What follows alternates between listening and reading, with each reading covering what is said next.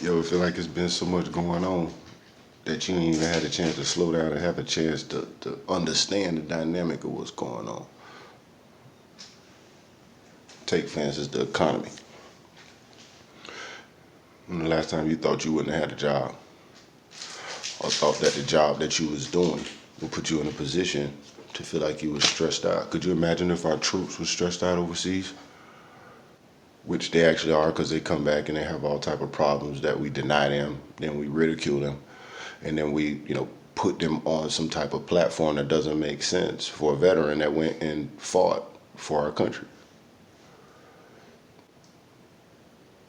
And we all sit around and point the finger at each other and the government, but people not doing enough, when the simplest thing that you could do is do what you need to do as a person.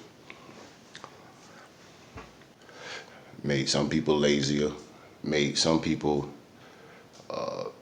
a lot more fascist, use more excuses to lean on principles that you wouldn't have normally leaned on in a lot of different instances.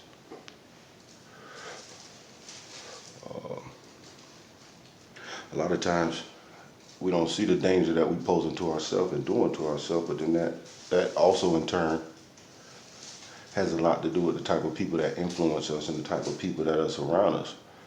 For the most part, a lot of people have kept people stressed out, worried. So it's kind of hard to find happiness in anything when all your happiness revolves around monetary, materialistic things that have nothing to do with value on any level, except for selfishness.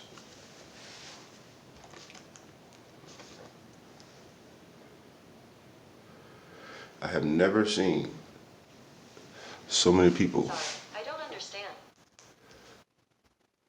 come up with all of these different, let's say, conspiracy theories during this pandemic. Whether it's been one as unhumanly possible, monetarily unfeasible, and in some instances, downright just where certain things just don't make sense on no level.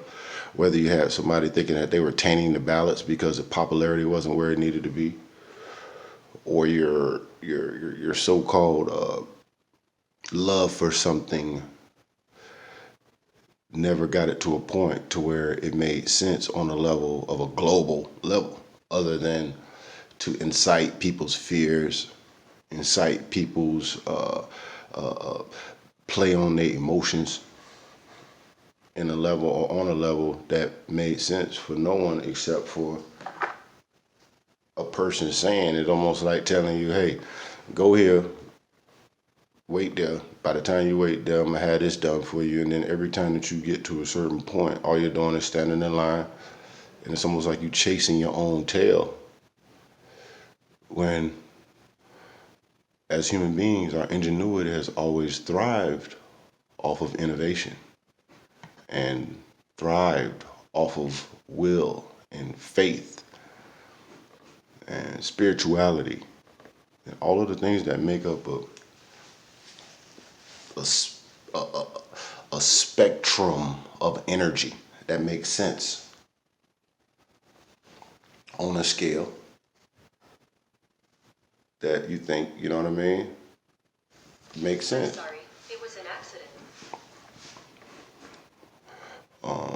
A lot of things that we go through, we take into our everyday life. Case in point, the second that you have kids, your life starts over, you know, sexually, mentally, sense of focus.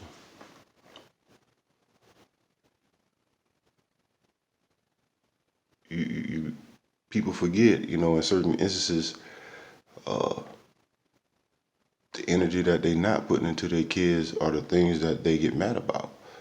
A lot of people ain't show their kids how to wipe their own butt, let alone, how to clean up after themselves, doing things of value That makes sense. And then the frustration comes when somebody's not doing something, but then again, you didn't show them how to do it. So how can you get mad at somebody for something that you didn't show them how to do, but you're expecting the highest results? It just don't make sense for the outcome.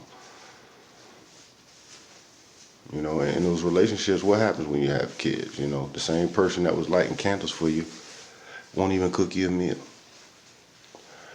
You know, the same person that